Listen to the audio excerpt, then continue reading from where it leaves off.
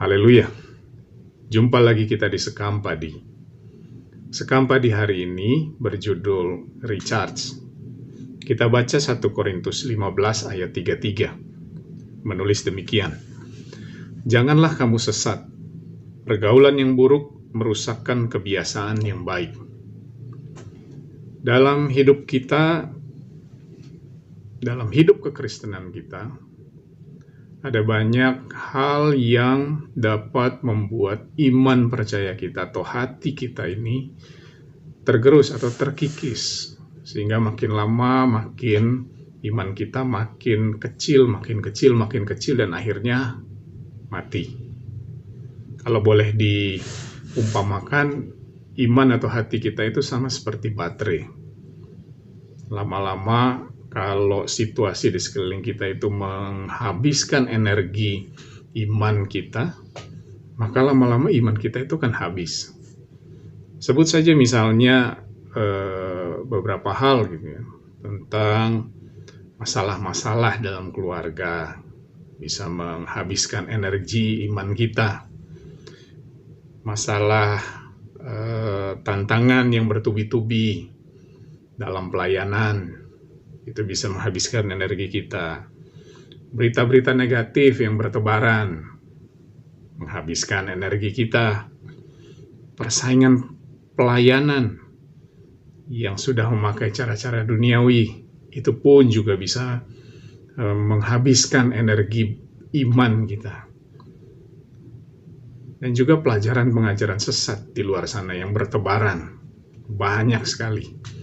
Nah, apalagi ditunjang dengan pemakaian internet sehubungan dengan situasi pandemi saat ini yang tidak memungkinkan orang untuk mendapatkan berita-berita secara konvensional lagi. Ya, orang mau cari berita terkini nggak lewat koran lagi, bahkan juga nggak lewat televisi, karena kalau lewat televisi kan ya dia harus ke ruang keluarga, ke ruang depan gitu kan. Sementara kalau lewat gadget atau tayangan-tayangan YouTube atau streaming yang lainnya, ya bisa di mana aja. Bahkan seringkali saya lakukan bisa juga di kamar mandi gitu ya. Jadi hal-hal itu bisa menggerus baterai iman kita. Nah, baterai kita juga perlu untuk di-recharge supaya jangan sampai kita nggak sadar tiba-tiba baterai iman kita sudah habis. Dan kalau sudah habis, sama seperti handphone yang baterainya habis, tiba-tiba lagi enak-enak lihat, tiba-tiba bluk, mati karena sudah habis baterainya. Nah, mari kita ada satu contoh yang Alkitab berikan kepada kita di dalam kitab Hakim-Hakim pasal 14, 15, 16 tentang Simson. Bagaimana Simson dipilih Allah dari sejak lahirnya, sudah dipilih oleh Allah untuk menjadi hakim atas bangsa Israel. Dia akan memiliki kekuatan dengan catatan jangan sampai rambutnya dicukur atau digunting, gitu ya. Namun kalau kita melihat cerita tentang Simson, kalau kita baca dari ayat 14, 15, 16, kisahnya itu lebih banyak tentang pergaulan dia di luar Israel ketimbang di dalam Israel. Lalu kisahnya itu nggak lari-lari dari seputar perempuan, kawin, dan berperang atau berkelahi. Ya. Nah, kita baca di Hakim-Hakim 16 ayat 19 sampai 20. Sesudah itu dibujuknya Simson tidur di pangkuannya.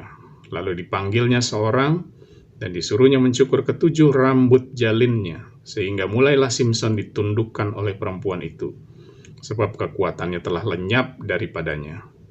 Lalu berserulah perempuan itu, "Orang Filistin menyergap engkau, Simson." Maka terjagalah ia dari tidurnya serta katanya, "Seperti yang sudah-sudah, aku akan bebas dan akan meronta lepas." tetapi tidaklah diketahuinya bahwa Tuhan telah meninggalkan dia.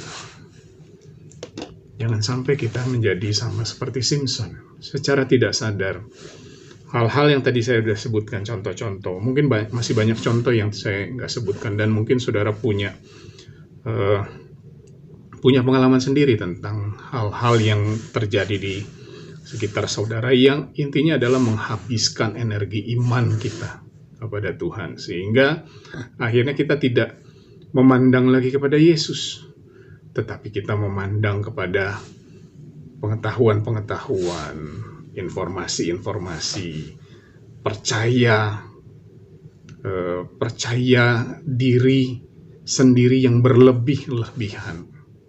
Artinya, saya bisa dapat, tanpa bantuan Tuhan saya bisa lakukan itu, saya bisa mengatasi itu. Sehingga akhirnya tanpa dia sadari, Roh Tuhan sudah meninggalkan dia. Jangan sampai hal itu ada dalam atau terjadi dalam kehidupan kita. Berapa hari lalu sebenarnya, saya ada posting satu flyer tentang baterai. Banyak orang, kurang lebih kata-katanya, banyak orang mengisi baterai HP-nya setiap hari supaya tidak mati, tapi lupa mengisi baterai hatinya, padahal sudah lama mati. Jangan sampai hal itu terjadi dalam kehidupan kita.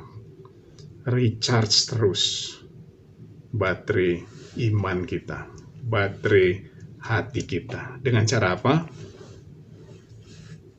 Bergaullah atau pilihlah pergaulan yang baik, supaya tidak merusakkan kebiasaan yang baik kita. Pergaulan yang mana yang baik? Pergaulan dengan Tuhan kita. Yang pertama, yang utama, pergaulan dengan Tuhan kita. Lewat pembacaan kitab suci, lewat pembacaan renungan, lewat pembacaan buku-buku rohani yang baik. Dan juga jangan lupa, kita juga harus bergaul dengan sesama anak-anak Tuhan. Karena dengan begitu, pada saat kita punya masalah, kita akan menerima firman. Bukan kita akan menerima penyesatan dari orang-orang yang sepertinya berteman, tetapi tidak menguatkan iman kita dari usulan, dari kata-katanya, atau dari nasihat-nasihatnya, rekomendasinya tidak berdasarkan firman Tuhan. Oleh sebab itu, pilihlah pergaulan yang baik supaya kita tidak sesat dan supaya kebiasaan baik kita tidak rusak. Terpujilah nama Tuhan. Tuhan Yesus memberkati kita semua. Amin.